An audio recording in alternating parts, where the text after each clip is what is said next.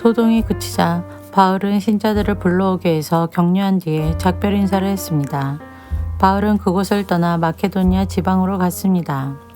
그는 마케도니아로 가는 길에 여러 지방에 들러 신자들에게 격려하는 말을 많이 하고 그리스에 도착했습니다. 바울은 그리스에서 3달을 지냈습니다. 그는 배를 타고 시리아로 가려 했으나 유대인들이 그를 해치려는 음모를 꾸몄기 때문에 마케도니아를 거쳐서 시리아로 돌아가기로 작정했습니다.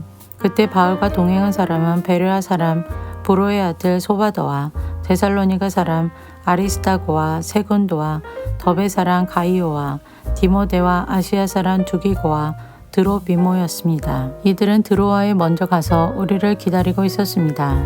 우리는 무교절이 지난 뒤에 빌립보에서 배를 타고 5일 만에 드로아에서 그들을 만나 그곳에서 7일 동안을 머물렀습니다. 안식일 다음날 우리가 교제의 식사를 나누기 위해 모였을 때 바울이 설교를 시작했습니다.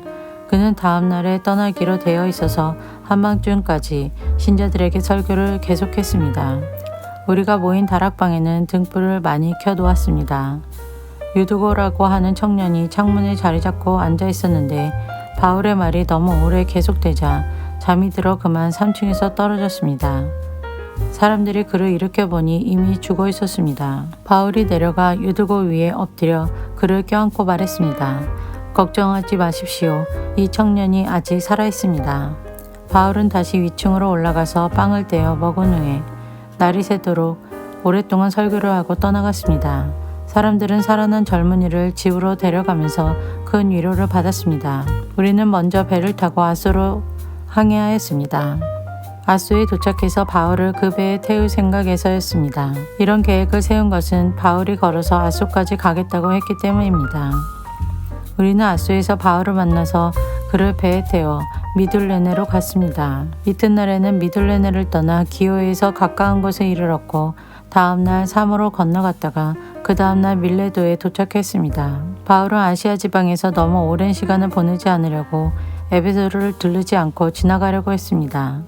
그는 가능하다면 오순절 안에 예루살렘에 도착하려고 서둘렀습니다. 바울이 밀레도에서 에베소로 사람을 보내어 교회 장로들을 불렀습니다.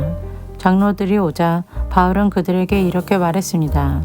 내가 아시아에 온 첫날부터 여러분과 함께 지내면서 어떻게 생활해 왔는지 여러분들은 잘 아실 겁니다. 그동안 나는 유대인들이 지어낸 모함으로 몹시 고통을 당했습니다.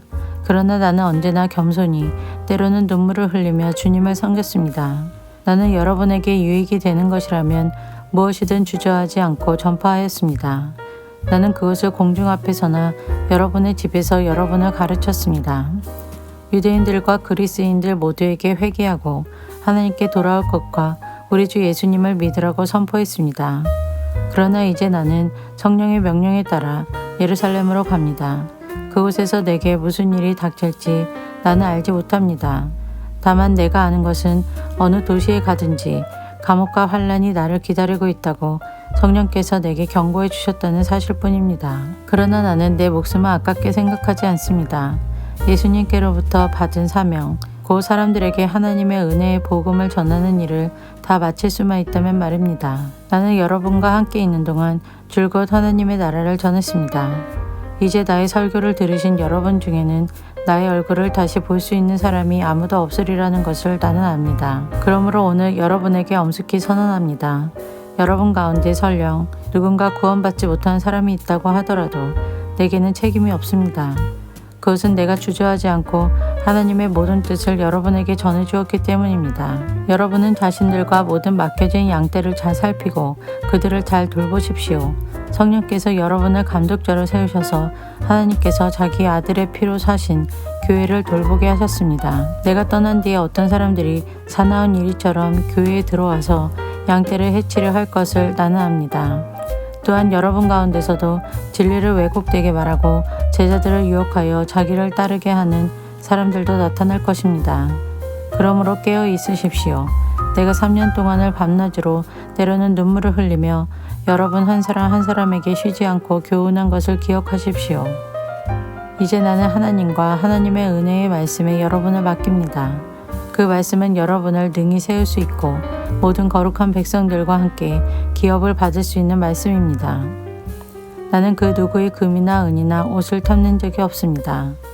여러분 자신도 아시듯이 나는 언제나 직접 일을 해서 나와 내 일행에게 필요한 것을 마련했습니다. 나는 모든 일에서 여러분에게 모범을 보였습니다. 여러분은 저처럼 열심히 일해서 약한 사람을 도와야 합니다. 또한 주는 것이 받는 것보다 복이 있다고 하신 주 예수님의 말씀을 기억해야 합니다. 바울은 이 말을 마친 뒤에 무릎을 꿇고 모든 사람들과 함께 기도했습니다. 그들은 다 바울을 껴안고 작별의 입맞춤을 하면서 울었습니다. 특히 그들은 다시는 자기를 보지 못하리라는 바울의 말을 듣고 슬퍼하였습니다. 그리고 그들은 배 타는 곳까지 바울을 배웅했습니다.